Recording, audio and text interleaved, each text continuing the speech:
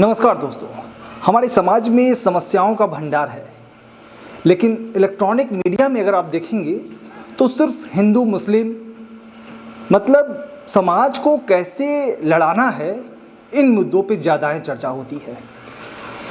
और जब कुछ नहीं मिलता तो मंदिर को मुद्दा ला दिया जाता है, लेकिन उन मुद्दों को कभी भी नहीं लाया जाता जिन मुद्दों को वास्तव में लोगों की ज़रूरत है।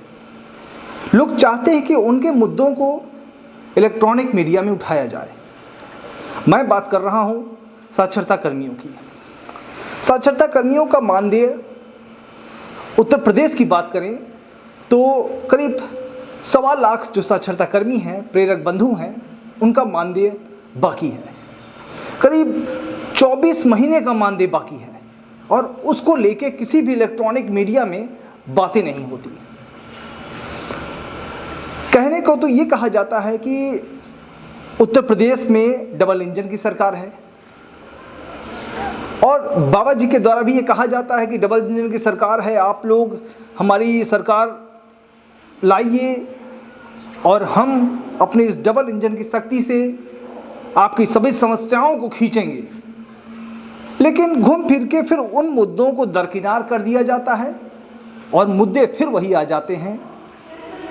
धर्म की राजनीति शुरू हो जाती है और हम और आपके जो वास्तविक मुद्दे हैं उन मुद्दों को दरकिनार कर दिया जाता है।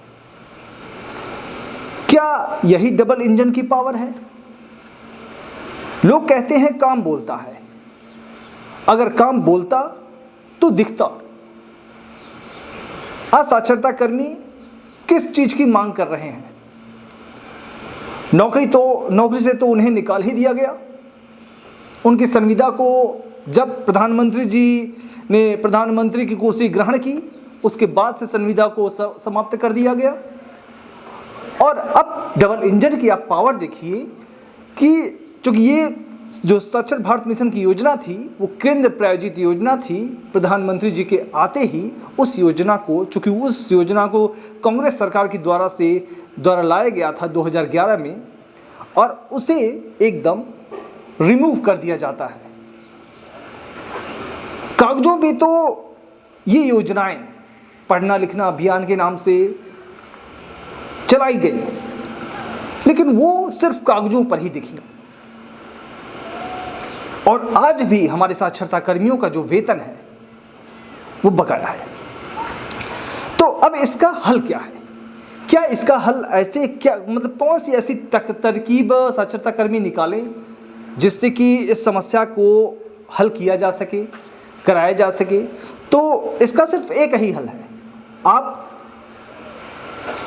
जो राजा आपकी बात न सुने, चूंकि ये हमारा देश गणतंत्र देश है, उस राजा को आप बाइकआउट करें।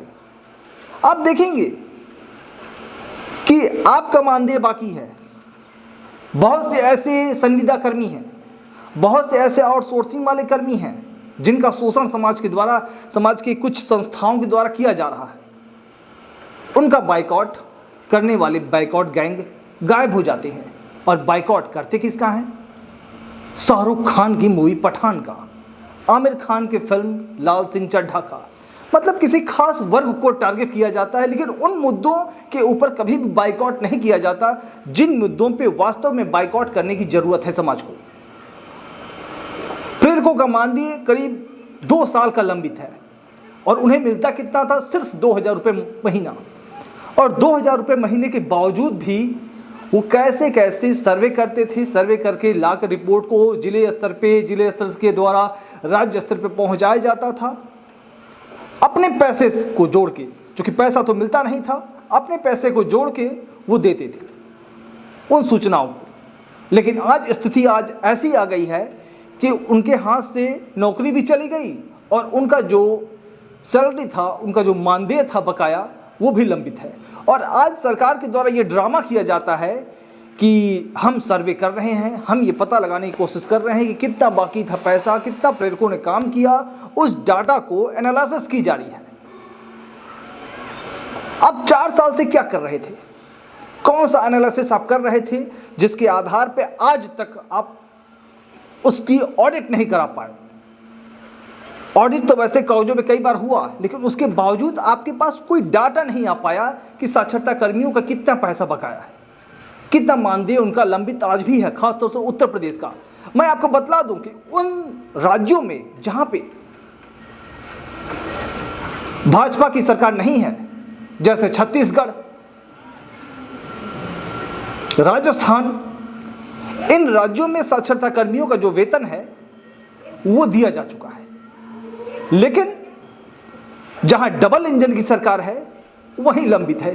तो ये एक हंसी की बात हुई कि डबल इंजन की सरकार होते हुए भी आप पैसे को नहीं दे पा रहे। तो ये अत्यंत दयनीय विषय है, निंदनीय विषय है सरकार के लिए। तो मेरी हमारे साक्षरता कर्मी बंधुओं से ये निवेदन है, खासतौर से उनके जो प्रतिनिधि हैं वो बाइकआउट करें। किसका बाइकआउट करें? सरकार का बाइकआउट करें, भारतीय जनता पार्टी का बाइकआउट करें। 2024 के चुनाव में साथ दें आप उस पार्टी का जिस पार्टी ने आपको जन्म दिया, जिस पार्टी ने 2 वक्त की रोटी आपको मुहैया कराने का, वैसे तो मैं ये नहीं कहूंगा कि 2 वक्त की रोटी आपको मिल जाती थी, लेकिन आपको उसने एक सम्मान दिया, गांव में समाज में खड़े होने का, जिसे वर्तमान सत्ताधारी पार्टी ने छीन लिया। वर्तमान सत्ताधारी पार्टी के पास अगर कुछ देने को है तो वो सिर्फ उस विशेष वर्ग के लोगों के लिए है, विशेष अमीर वर्ग के लोगों के लिए है, जो वर्ग देश का पैसा, देश के बैंक को खाली करता जा रहा है। और राज जब पकड़ा जाता है तब भी सरकार के द्वारा चुप्पी साधी जाती है, कुछ भी नहीं बोला जाता। तो आज के लिए बस इतना ही। अगर आपको हमारा यह वीडियो पसंद आए, इसे लाइक करें, शेयर करें, सब्सक्राइब करें, ताकि इस तरह की जो भी तथ्यात्मक खबरें हों हम आप तक लाने का पूरा प्रयास करें। इसी के साथ धन्यवाद, नमस्कार, जय हिंद, जय भारत।